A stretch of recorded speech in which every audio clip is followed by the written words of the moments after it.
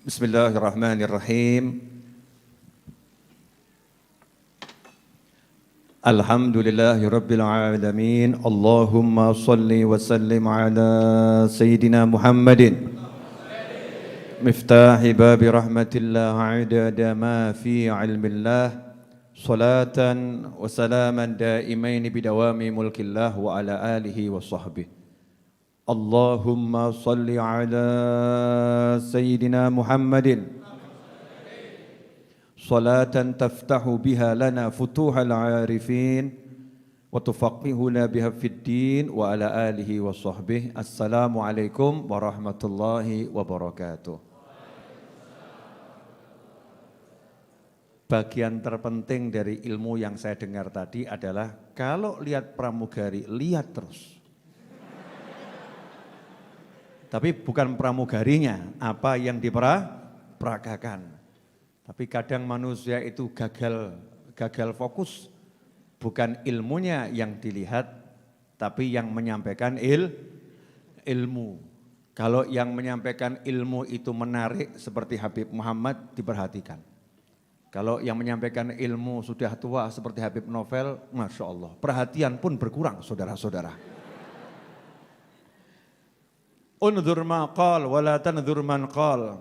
Lihatlah apa yang disampaikan. Jangan pernah melihat siapa yang menyampaikan, meskipun kita itu kalau cari ilmu ya harus lihat-lihat dulu siapa gurunya. Betul begitu ya? Tapi kalau dapat ilmu dimanapun, ya kalau betul walaupun yang menyampaikan itu adalah orang-orang yang enggak benar tetapi ilmunya benar, harus kita akui itu betul. Nah, itulah yang diajarkan oleh Khalifah Ali bin Abi Thalib karramallahu wajhah, unzur ma qal wa la tanzur man qal. Malam ini saya mau cerita pengalaman saya membelikan martabak terang bulan untuk anak saya semalam. Jadi saya itu bersama Mas Seto keluar cari martabak terang bulan. Parkir di pinggir jalan.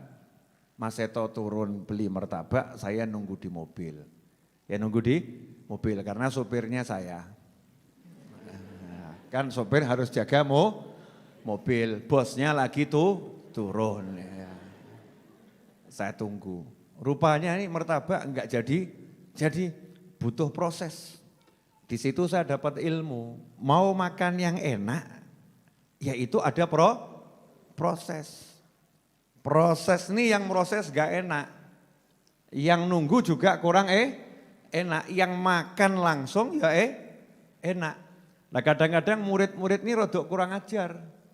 Murid-murid ya bukan kita, bukan. Murid-murid agak kurang ajar. Jadi dia tidak memperhatikan proses gurunya, tapi dia cuma lihat ujungnya, enak ya. Jadi Habib Muhammad enak ya. Cuman duduk ceramah, ganti motor, ganti mobil, ganti motor, ganti mobil. Ya, yang dilihat cuman ujungnya.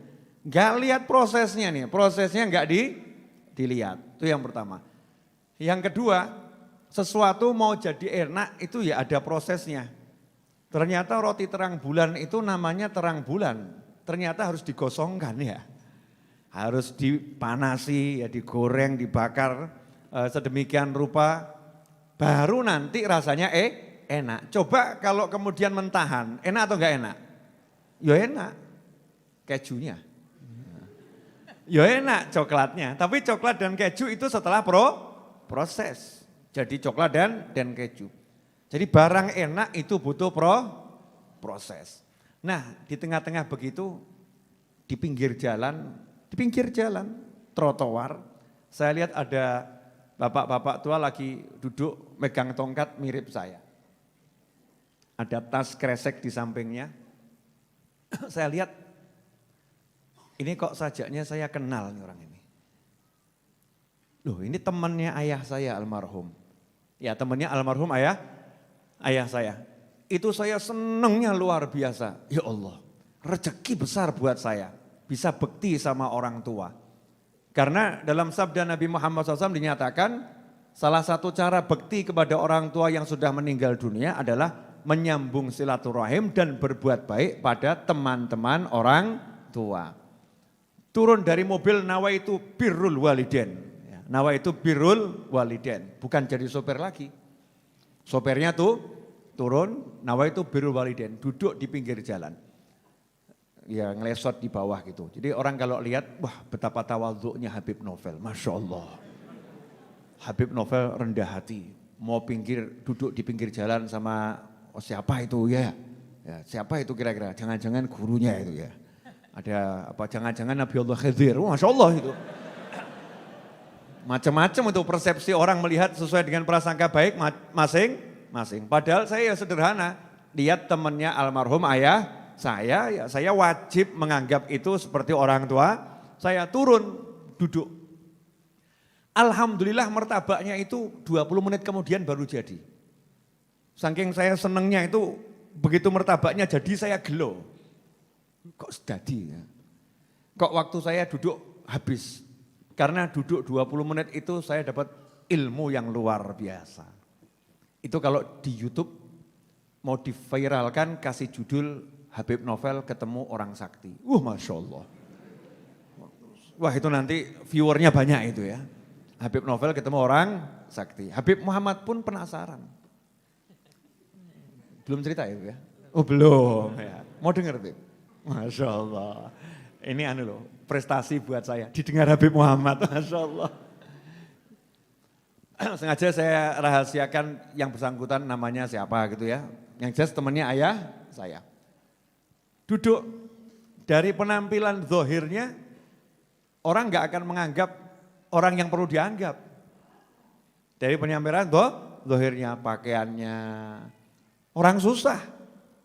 Ya, celananya, orang susah. Tasnya, Masya Allah, tas sangat bermerek, dikenal di seluruh dunia, kresek. Kantong plastik warna hitam. Memang temannya ayah saya almarhum tuh Masya Allah, orang-orang hebat yang unik-unik. Ada yang di Kudus rumahnya, itu datang waktu ayah saya masih hidup, datang ke Solo, kemudian main ke rumah, saya tanya, Ami, saya manggil Ami gitu ya, Ami, paman gitu ya, paman, tasnya mana? Jawabannya simpel, ini, ternyata kerdus mie, ini tas saya ini. Itu dari saya masih cilik, masih kecil, masih umur 5 tahun sampai saya segede ini ya. Tasnya nggak pernah ganti, jadi pergi keluar kota manapun tasnya kerdus. Kalimatnya simple, ya kalau ini kan nggak ada yang mau maling. Ya nggak ada yang mau maling, mesti isinya ya paling ya gombal ya. Nggak cetok. Tapi itu orang-orang yang luar biasa, saya juga dapat nasihat, nanti tak kasih tahu. Dulu sudah pernah saya kasih tahu, cuman jenengan kan wajah-wajah lalian. Ya lupa ya, mudah lupa nggak apa-apa. Semakin jenengan mudah lupa saya semakin bahagia. Kenapa? Berarti Jumat pengen inget lagi. Kalau jenengan sudah inget terus, wah Habib Novel udah pernah nyampein itu. Habib Muhammad itu juga udah pernah. Akhirnya malas ngaji. Jadi murid itu dibuat lupa ada hikmah dari Allah Subhanahu Wa Taala. Biar apa? Semangat ngaji. Termasuk gurunya. Gurunya suka lupa juga kalau pernah nyampaikan. Coba kalau gurunya inget. Itu udah pernah disampaikan, Akhirnya gurunya apa? Malas ngajar. Walah paling murid saya udah tahu, wis meneng wae. Jadi gurunya lali, muridnya lali. Itu hikmah yang luar biasa. Indahnya cara Allah SWT membagi ilmu kepada umat manusia. Cerita mau dilanjut gak ini? Lah kopinya mana Mas Edwin? Masya Allah. Alhamdulillah ya. Saya kira Mas Edwin lupa. Jazakumullah khairan.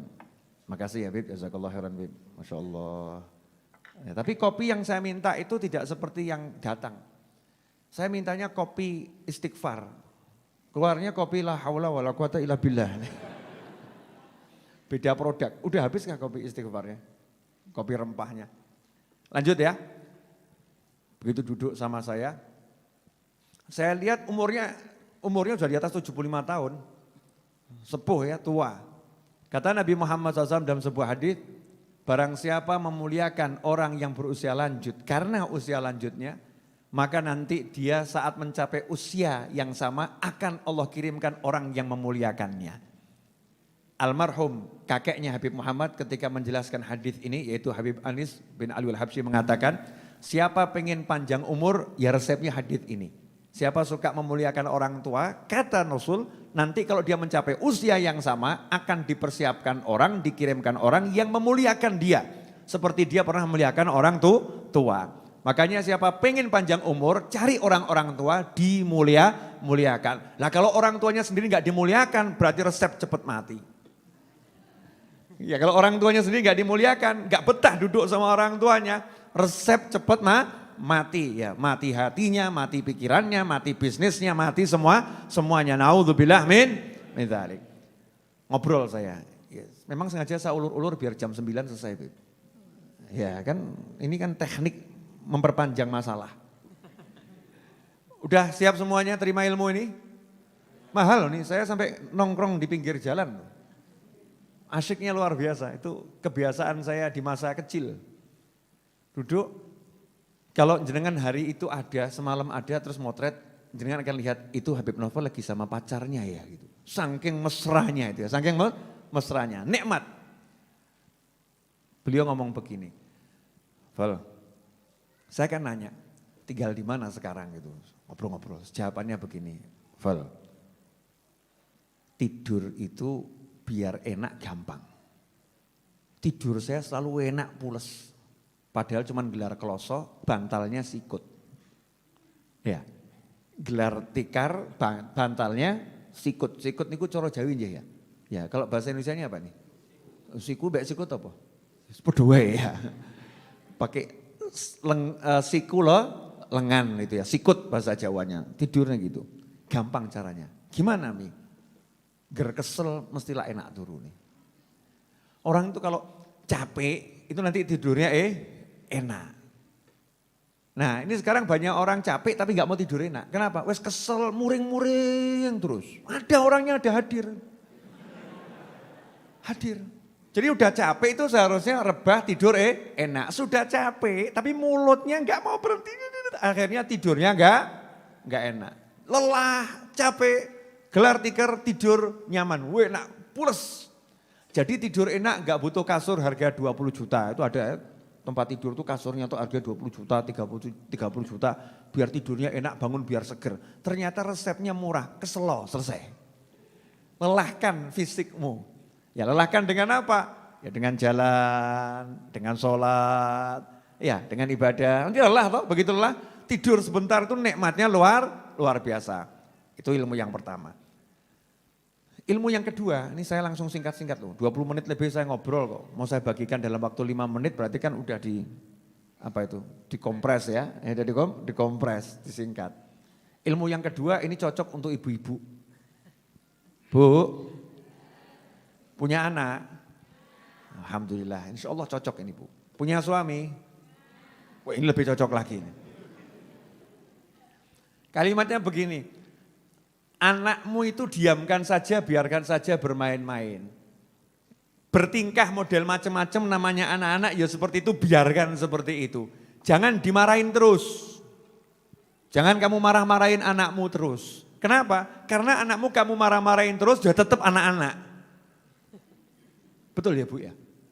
Jadi kira-kira kalau anaknya dimarahi tiba-tiba jadi ibu-ibu enggak? Jadi anak yang genah. Otake dinggo, iki sing kira-kira sing otake sing gak dinggo sing ndi? Ya, ini ada oknum ibu-ibu neriakin anaknya, punya otak itu dipakai sama teriak-teriak. Ini kalau ada orang lihat, ini kira-kira yang gak pakai otak yang mana ini? Paham maksudnya ya? Jangan marah-marahin anakmu terus, biarkan main-main. Namanya juga main-main anak-anak. Anak-anak itu kepleset, jatuh, gelundung itu wajar. Anak-anak teriak-teriak itu wajar. Anak-anak lari-lari itu wajar. Asal jangan di masjid kan begitu ya. Kalau di tempatnya ya wajar. Biarkan. Karena kalau kamu marah-marah, anakmu tetap anak-anak, kamunya jadi pegel. Kamunya jadi mangkel, kamunya jadi kesel. Akhirnya sakit. Sakit. Tapi kalau kamu nggak banyak marah-marah, kamu diem saja. Lama-lama anak itu yang cari kamu. Anaknya yang cari kamu, anaknya jadi nurut. Karena nggak sering dimarahin. Betul anak-anak? Betul. Insya Allah itu.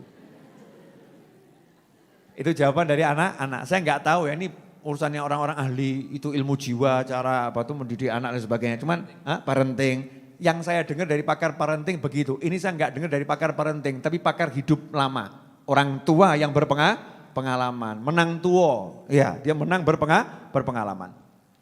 Kemudian dilanjutkan, begitu juga sama manusia yang lain. Jangan suka marah-marah. Karena kamu marah-marah sama orang itu membuat kamu capek, lelah. Untuk marah itu energi yang dikeluarkan banyak, hasilnya kamu yang sakit. Hasilnya kamu yang sakit, sementara yang kamu marahin yang gak ngefek. Gak ngaruh, jadi kamu rugi. Ya itu ibu-ibu perlu praktek. Paham Bu? Jadi misalnya ibu mau marah sama suami, itu tiwas kesel Bu. Wong lanang germulih jam 10, germulih jam 10. Kadang-kadang jam 11, yang gak paham bahasa Jawa ya mohon maaf.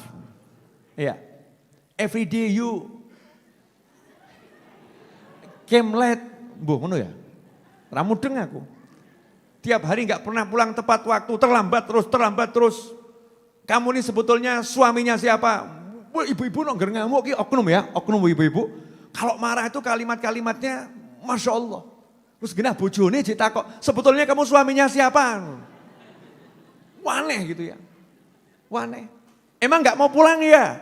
Gak usah pulang sekalian. Udah pulang masih dibengoi, gak usah pulang sekalian. Pertanyaan saya, teriakan-teriakan begitu manfaat enggak? Blas. Pakai ilmu baru ibu-ibu, ilmu baru. Wedok kudu pinter. Ini tahun 2020. Harus cerdas. Pulang telat, diam saja. Kalau lapar di meja makan. Kalau haus di meja makan. Kalau butuh saya di kamar tidur. Permisi.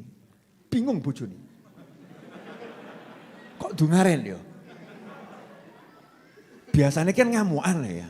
Ini kok jadi gak ngamuan ya? Ini kok gak marahan ya? Aneh ini kok seperti gak butuh saya lagi ya? Masya Allah. Mulai suaminya rodok curiga, penasaran. Jangan-jangan dia kalau saya pulang terlambat dia punya temen nih jangan-jangan. Masya Allah. Sesuai jam 6 tekan rumah. Masya Allah, alhamdulillah kerjaan lancar ya Pak. Masya Allah. Kalau mau makan di meja makan, minum di meja makan. Kalau mau sholat jamaah nanti panggil saya ada di kamar. Masya Allah, kok beda sekarang istri saya. Buntutin nih suami, ada apa di kamar? Ternyata nonton YouTube-nya Habib Muhammad. Masya Allah. Oh jadi ini yang merubah istri saya. Ini, wah daripada lihat Habib Muhammad terus lebih baik lihat saya gitu. Mulai dikancani nih. Tiap malam akhirnya ditemenin istrinya lihat YouTube-nya Habib Muhammad. Masya Allah dikancani. Akhirnya dua-dua gak pernah keluyuran malam, ya di rumah berdua terus nonton YouTube. Akhirnya penasaran, Habib Muhammad ini adanya di mana? Oh, ada di banyak tempat. Salah satunya di Majelis Ar-Raudhah, Senin malam Selasa setelah sholat Isya. Promosi bro. Apaan ya Beb? Boleh dilanjut? Kembali ke nasihatnya Bapak tua yang saya mau tadi, orang Masya Allah, orang soleh. Apa kalimat berikutnya? Tadi bab ojo ngamuk. Jangan marah. Karena kamu marah-marah itu yang sakit dirimu sendiri. Nasihat berikutnya, ketenangan hati bisa tenang seneng, itu lebih mahal dari kekayaan model apapun. Kalau bahasanya boleh saya rubah, kekayaan bisa mendapatkan kesenangan di hati ini seneng gitu ya, seneng, tenang, itu adalah kekayaan yang paling mahal. Jadi Val, seneng-seneng no hatimu, yang penting gak kebablasan. Senang-senangkan hatimu tapi jangan kelewatan. Kelewatan itu kalau melakukan yang haram, itu kelewatan. Selama enggak haram, dah seneng no hatimu. Kenapa? Karena kalau hatimu senang, badanmu sehat. Badanmu sehat. Kalau udah badan sehat itu ya ibadah ya enak, cari ilmu ya enak, semuanya enak. Makan juga enak. Seneng no hatimu. Lah orang sekarang nih bukan buat seneng hati, cari hal yang buat hatinya enggak seneng. Contoh ibu-ibu, oknum ibu-ibu. Maaf ya Bu, maaf betul ini ya. Oknum ibu. Afwan ya Bu. Lihat suaminya pulang, seneng atau enggak seneng? Senang. Lihat suaminya duduk, senang atau enggak senang? Senang. Lihat suaminya wangi, senang atau enggak senang? Tapi kadang ibu-ibu itu kena, oknum ibu-ibu kena bisikan setan. Mulai mengeluarkan omongan yang merusak suasana hati. Tumben kok harum. Tadi habis ketemu siapa? Yang model begini ada enggak ini? Ada. Bojone batin. Mambu keliru. Wangi keliru. Jawab, ya enggak ketemu siapa-siapa. Ini kan habis pulang kerja pengen ketemu kamu, harum, kan bagus. Loh nikah 20 tahun kamu enggak pernah begini kok. Baru hari ini kamu seperti ini kok.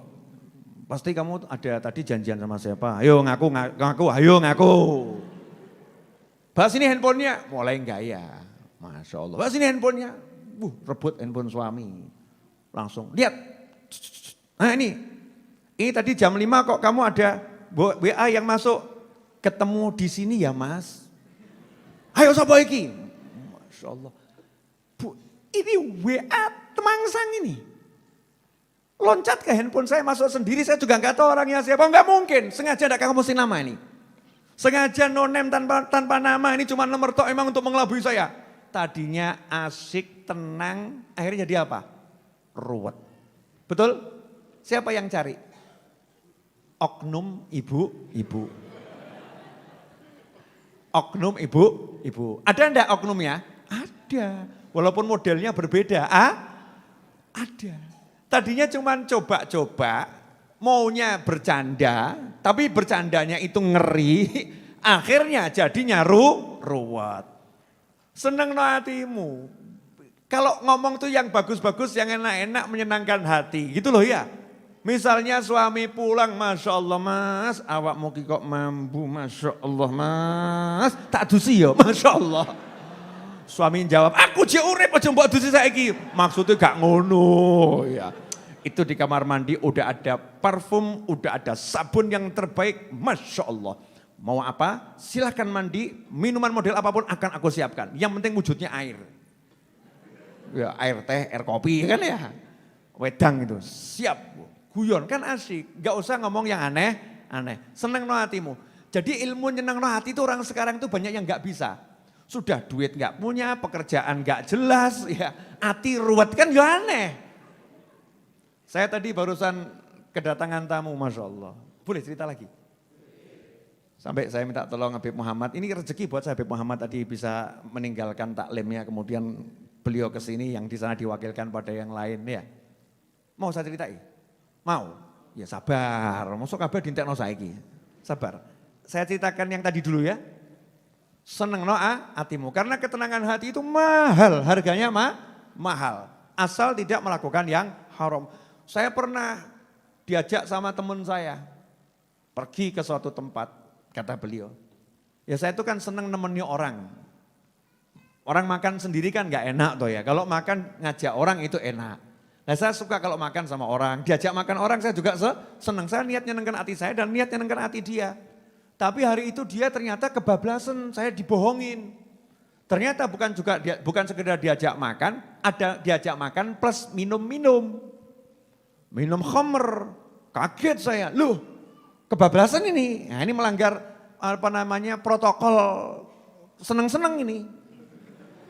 Seneng-seneng ada protokolnya, ini melanggar protokol senang-senang. Langsung saya ya pamit, saya nggak pakai marah, tetap dia pakai ilmu. Jangan marah. Karena marah-marah nggak ada manfaatnya. Saya meneh wong mendem mbok amui, berarti awakmu sing mendem. Udah tahu orang mabuk, kamu maki-maki. Kamu tahu tidak mabuk itu haram, mabuk masuk neraka. Kamu ini tidak menghargai. Wong mendem mbok ngonoke berarti sing mendem ya awakmu. Paham maksudnya enggak? Orang mabuk kok dinasehati surga neraka. Sadar saja nggak masuk apalagi mabuk. Kita ini loh yang sadar dinasehati surga neraka ya nggak begitu masuk, betul kan ya? Dinasehatin neraka ya gak kroso panas ya. Paling cuman bergumam, moga-moga swarga. Beb mandek beb, ojo nyebut neraka. Paling begitu. Mau apalagi yang mabuk diteriak-teriakin begitu. Jadi saya gak marah. Cuman saya marah di hati kok, ditipu. Saya gak suka yang seperti ini. Langsung saya tinggalkan, tapi pakai ilmu ninggalkannya. Gimana cara ninggalkannya? Ya saya pamitnya ke toilet, saya ke toilet sebentar ya, silakan. Iya ke toilet, saya enggak ke toilet, bablas metu mulih aku. Dia ngapusi aku, tak hapusi. Nah ini cara dakwah yang luar biasa yang saya dapat di pinggir jalan. Kalau nggak mampu dengan tangan, nggak mampu dengan mulut, kan dengan hati segera tinggalkan tempat itu. Kalau kamu kumpul sama yang begitu, kamu akan kena dosa dari Allah Subhanahu wa Ta'ala. Beliau yang ngomong, saya ini cuma melanjutkan dengan gaya bahasa yang cocok untuk kita-kita di sini malam hari ini. Mau lagi tidak ilmunya? Makanya soalnya asyik. Nah, terus setelah ngomong seneng no, atimu ojo ngamuk. Ngasih ilmu lagi masalah jalan kaki. Biar sehat itu biasakan jalan kaki. Betul nih, sekarang ini orang jalan kaki jarang ya. Jarang. Bahkan di mall itu diusahakan tidak jalan kok. Naik tangganya yang jalan. Betul kan ya? Naik jalannya yang jalan. Eskalator yang model lurus tuh kan ya, jalan. Begitu jalan sebentar, udah disiapkan banyak tempat duduk. Ini di mana-mana minim jalan. Jalan itu kurang. Saya full kata beliau, umurnya hampir 80 tahun, 70 tahun sekian. Saya Ramadan kemarin itu habis asar jalan-jalan ke Boyolali. Maghrib udah sampai di Pasar Kliwon. Pakai tongkat. Ya memang kok jenengan itu nggak masuk akal ya. Saya udah sering ketemu orang-orang nggak masuk akal, ternyata masuk akal gitu ya. Faktanya seperti itu, jalan kaki. Seger. Nah kita ini sekarang kurang jalan kaki. Jadi muslim itu ya harus sehat, sehat. Bukan cuman ibadah tapi enggak perhatikan kesehatan. Kanjeng Nabi Muhammad SAW ibadahnya luar biasa. Tapi beliau manusia yang sehatnya luar biasa. Kenapa? Beliau tuh sholatnya ya banyak kok. Sholatnya lama. Terus dia juga guyon sama anak cucunya, ya lari-lari sama anak cucunya, ya lari-lari sama istrinya. Beliau makannya ya tahu sendiri, sebelum makan tuh hanya ketika lapar. Dan ngincipi sedikit sudah berhenti. Kenapa? Prinsipnya belum kenyang harus berhenti. Seperti itu Nabi Muhammad SAW. Dan yang dimakan makanan sehat semua. Kalau kita ini yang dimakan sebetulnya makanan sehat, tapi ya itu blang. Wedus aja nyawang kita bingung kok. Asli kambing tuh lihat manusia heran. Bingung itu kambing. Menungso kok kayak gini gitu ya. Itu kambing itu heran. Betapa manusia tidak paham cara makan. Saya kambing aja tahu batasannya. Kambing itu ditaruh di padang rumput yang suburnya luar biasa. Dia tahu kapan harus berhenti. Tapi kita dikasih sate 30 tusuk, 2 tusuk udah kenyang, habisnya 10 tusuk. Betul? Lah iya, berarti apa yang di? Wedus.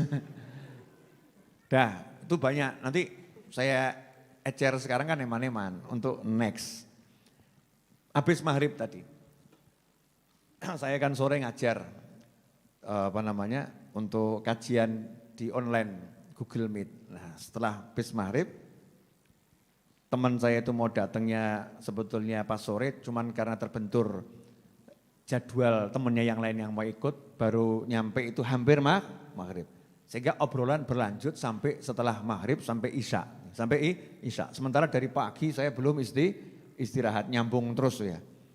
Jadi badan saya butuh diistirahatkan. Kan saya punya prinsip kesel, leren, capek istirahat, ngantuk tidur, lapar makan, ya nggak kuat minta tolong. Ya itu saya praktekkan tadi, capek istirahat, lapar makan, ngantuk tidur, nggak kuat minta tolong.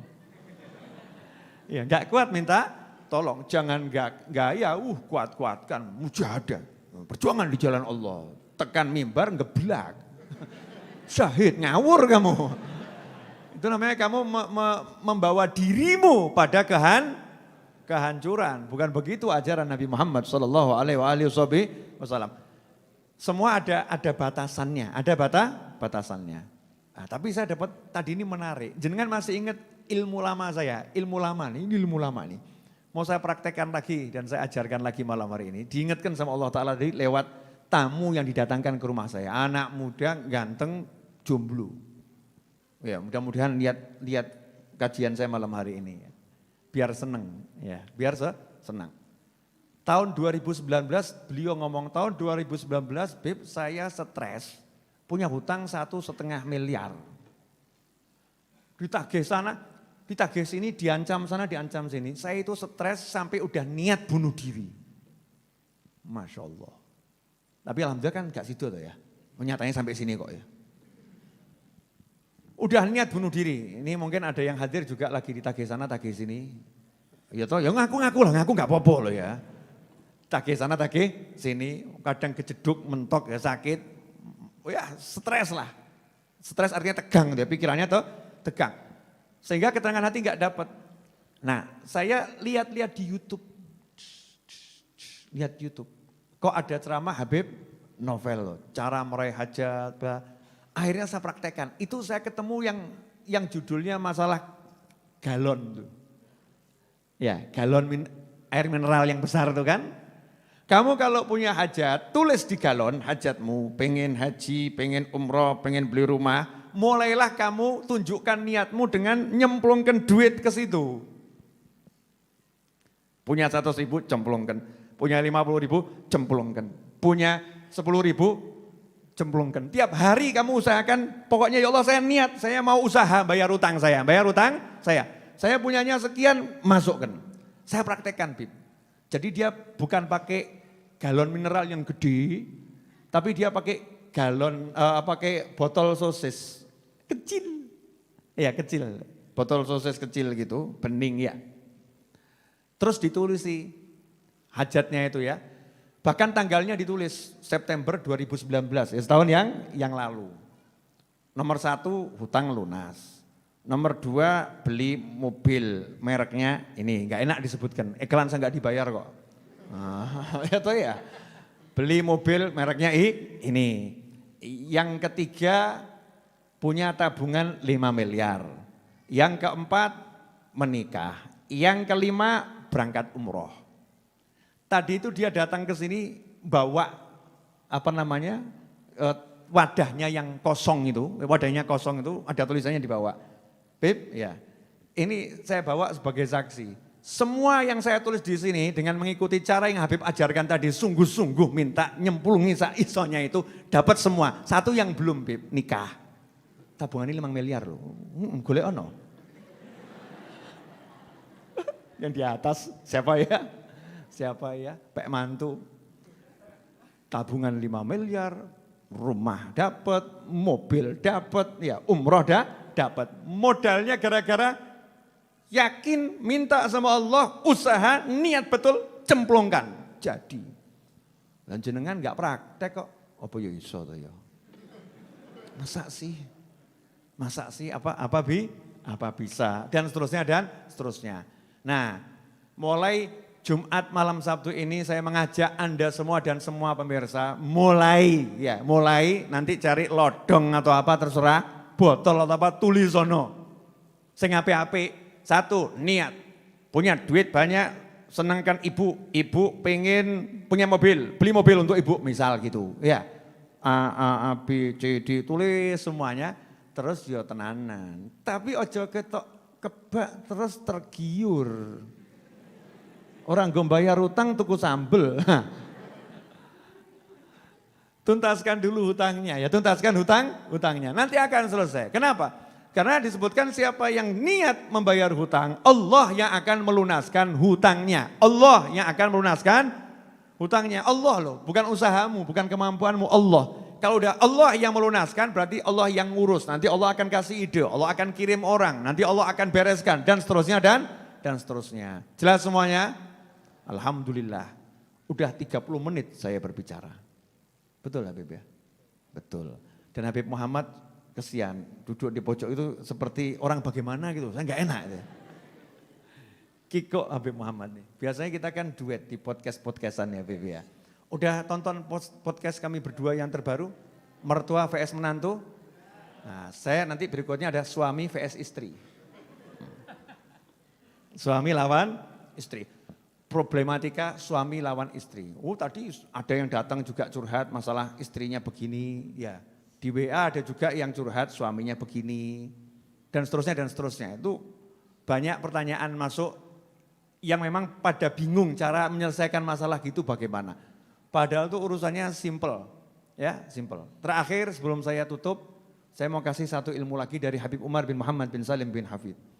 Jadi saya malam-malam itu mau lihat channel YouTube saya, muncul siaran langsung Habib Umar lagi malam Jumat ceramah di pondoknya di Yaman sana, di Darim, Darul Mustafa Darim, ceramah.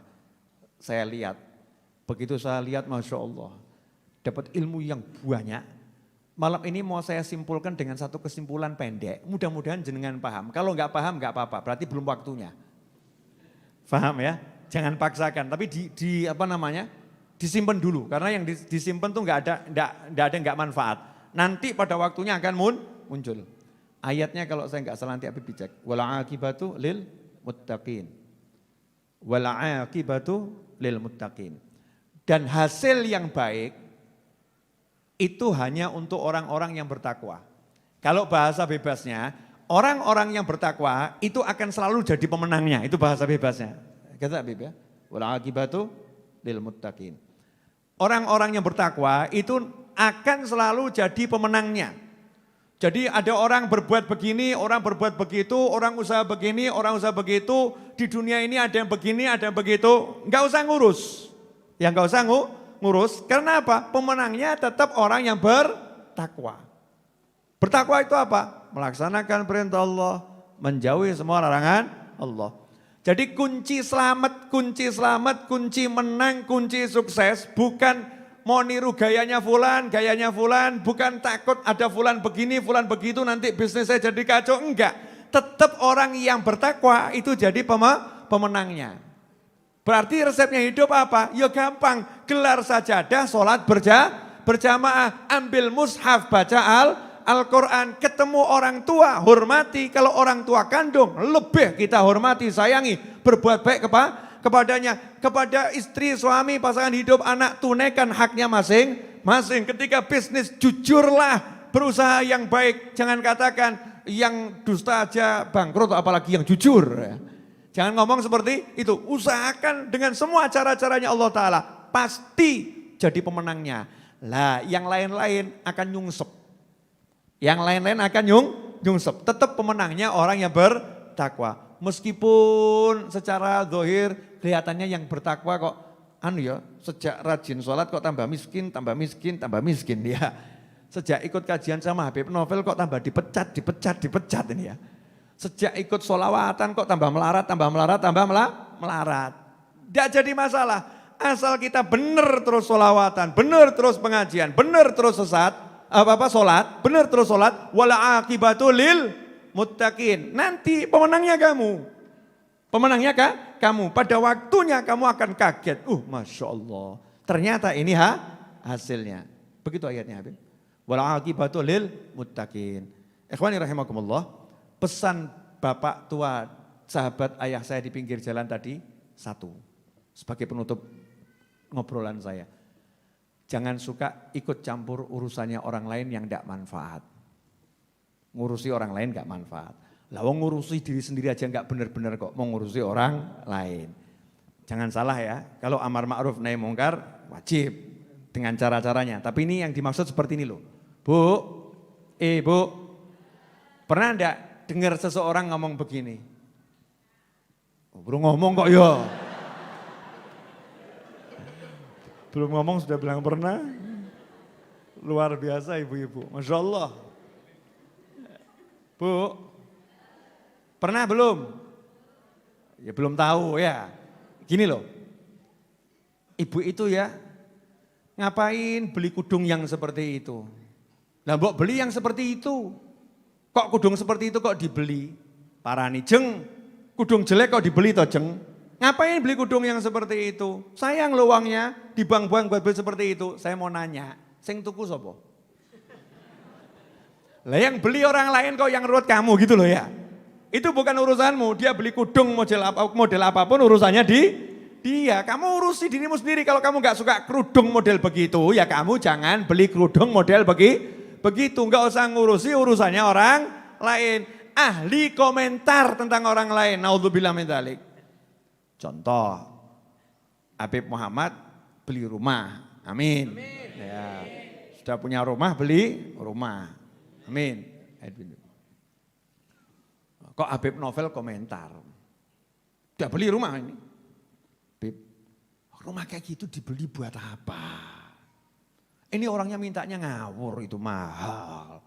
Itu kalau dulu Habib ngomong sama saya, tak belikan di pojok sana, dapat 10 kali lipat lebih besar. Rumahnya lebih bagus. Pertanyaan saya, yang dengar kira-kira seneng atau sebel? Sebel toh. Langsung yang beli saya, pakai duit-duit saya sendiri. Pakai gaya nasihati, ya, ngelek-ngelek sisanya. Kurang ajar Habib Novel nih. Ya kan lebih baik kan contohnya kami berdua kan gitu ya, daripada nyontohkan orang lain. Nah ini sekarang banyak orang yang hidupnya habis waktunya ngomentari orang lain, tapi nggak pernah ngomentari dirinya sendiri. Aku kok ya, nggak pernah sholat ba'diyah saya ya. Tapi ngomentari orang lain, ngapain orang itu sholat kok banyak-banyak? Ngapain dia sholat banyak-banyak? Kan lebih baik waktunya habis untuk bercanda sama istrinya, bercanda sama suaminya, bercanda sama anak-anaknya. Kan lebih bagus waktunya buat seperti itu daripada dia sholat banyak-banyak. Nah ini yang ngomong begini yang gak bercanda sama suaminya, gak bercanda sama istrinya, gak bercanda sama anaknya, gak sholat banyak-banyak. Tapi apa? Ahli komentar. Naudzubillah min dzalik. Ini harus kita buang sifat begitu. Kadang kita gak sadar di diri kita ada seperti itu. Itu ada salah satu, saya kalau suka telepon ke Mas Wahid kadang muncul seperti itu. Kalimatnya di nada tunggunya itu loh ya.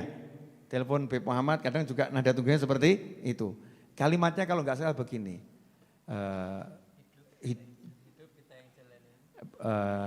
Tuhan yang hidup Tuhan yang nentuin, hidup kita yang jalanin, orang lain sibuk ngomentarin. Itu singkatnya begitu. Hidup Tuhan yang nentuin, Allah yang nentuin. Kemudian yang jalanin, ya kita masing-masing. Loh orang lain kok sibuk komentari. Ini yang jelek, ini komentator nih. Naudzubillah min dzalik. Ini buang sifat yang seperti itu. Habib Muhammad cocok ini, kelihatannya dapat bahan buat ceramah di 20 tempat nih. Dari handphone singkat tapi penuh ilmu. Terakhir, saya mau sampaikan alhamdulillah Majelis Ar-Raudhah dapat hadiah hari ini dari Allah Subhanahu wa taala bahwasanya pengajuan izin operasional Pondok Pesantren Ar-Raudhah telah disetujui dan izinnya sudah keluar dan sudah saya pasang plakatnya di depan Pondok Pesantren Ar-Raudhah ya. Dan nomor statistik pondok pesantrennya juga sudah ada. Jadi jenengan semua kalau ditanya sama orang dari mana? Ponpes Ar-Raudhah. Iya. Mau ngaji kemana? Ponpes Ar-Raudhah. Iya. Resmi bro. Ya kan ya resmi. Nah, mulai ibu-ibu itu, oknum ibu-ibu ngomong, Habib ada tadi WA masuk. Habib, daripada saya dimarahin suami saya terus saya memondok tempat Habib saja. Kacau ini bukan pondok pesantren pelarian ibu-ibu bukan. Wah, ada lagi yang oknum bapak dan ibu gitu ya. Habib ya, anak saya bisa dititipkan di sana. Ya, masih umurnya 6 tahun, Masya Allah. Bisa dititipkan di sana. Semua niat baik, ya, semuanya niat baik. Nanti insya Allah ke depan bersama Habib Muhammad dan beberapa teman yang lain kita akan kelola.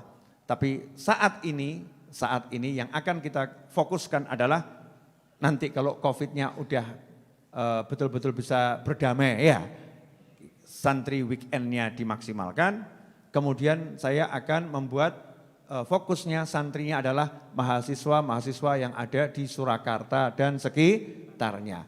Jadi beliau bisa kuliah tapi juga bisa belajar di pesantren dengan kurikulum yang udah kami sesuaikan dengan kurikulum dari Darim, dari Siwun, dari ulama-ulama negeri asalnya Wali Songo.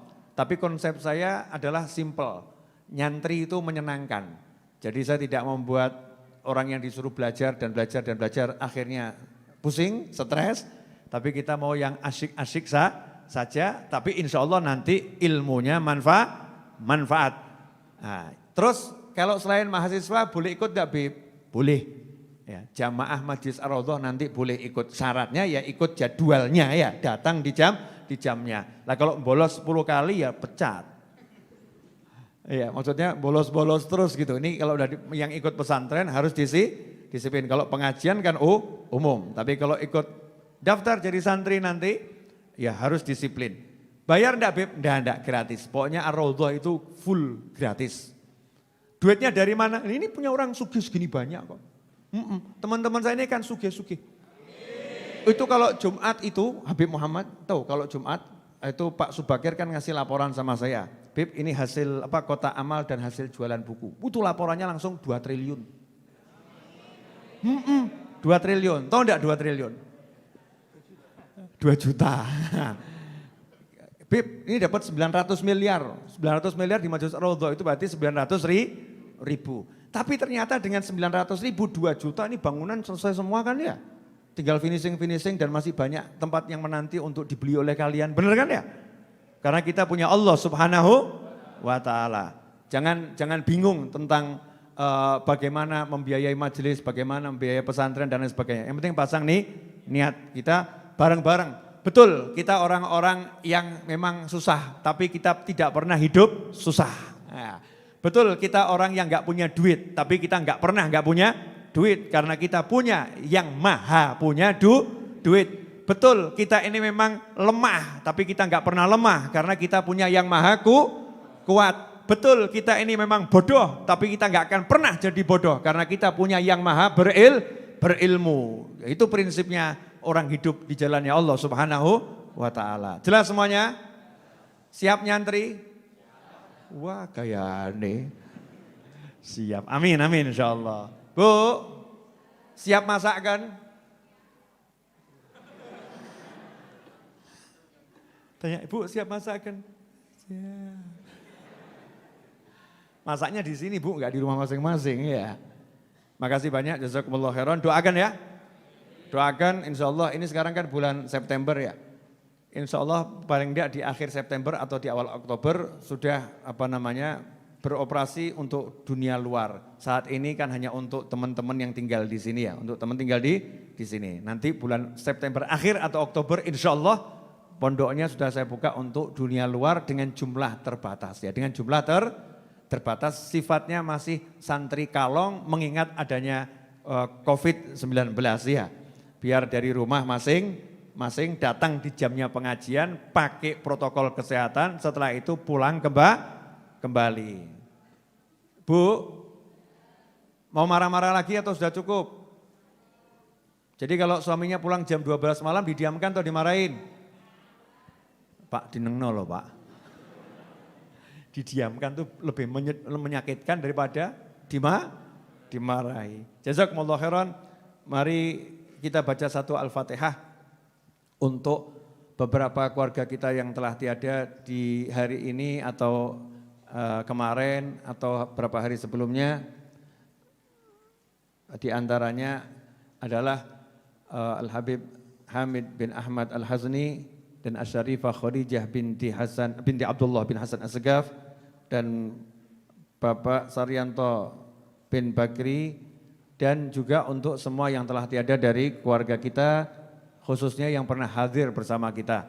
Semoga Allah Ta'ala mengampuni semua kesalahannya, menerima semua amal solehnya, melipat gandakan pahalanya, menjadikan kuburnya lapang dan penuh cahaya, menjadikan kuburnya sebagai taman-taman surga, dan semoga Allah Subhanahu wa Ta'ala menjadikan kita yang ditinggalkan bisa terus ibadah dengan ikhlas, terus ibadah dengan sehat, terus ibadah dengan bahagia, dan kelak menyusul mereka semua setelah umur panjang dalam semua kebaikan, kenikmatan, ketaan, keridhaan, kita diberi husnil khatimah. Ala hadhiniyah wa ala mana wa habibi Ali wa ila hadratin Nabi SAW. Al-Fatihah.